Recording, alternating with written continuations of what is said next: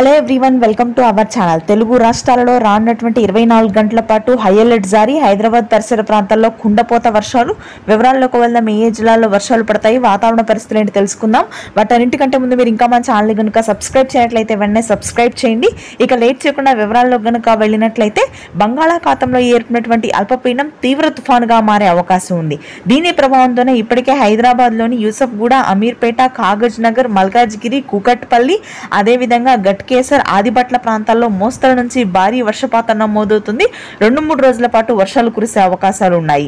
ఇక ఆ తరువాత శ్రీకాకుళం, విజయనగరం, విశాఖపట్నం ప్రాంతాల్లో 44 గంటల పాటు భారీ వర్షాలు నమోదు కానున్నాయి. అరకు, పాడేరు, లంబసింగి, సీతమ్మధార, టెక్కెలి, తూర్పుగోదావరి, పశ్చిమ గోదావరి జిల్లాల వరకు కూడా ఈ వర్షాలు విస్తరించనున్నాయి. గుంటూరు, కృష్ణా, ప్రకాశం జిల్లాల్లో తేలికపాటి జల్లులు, మోస్తరు వర్షాలు నమోదవుతాయి. కృష్ణా జిల్లాలో మాత్రం చాలా ప్రాంతాల్లో భారీ వర్షాలు కూడా కురిసే అవకాశం ఉంది. ఇక మేడ్చల్, మంచిర్యాల, నాగర్ కర్నూలు, రాజన్న సిరిసిల్ల ప్రాంతాలలో అధిక పీడన ప్రభావం అత్యధికంగా ఉండే అవకాశం ఉంది.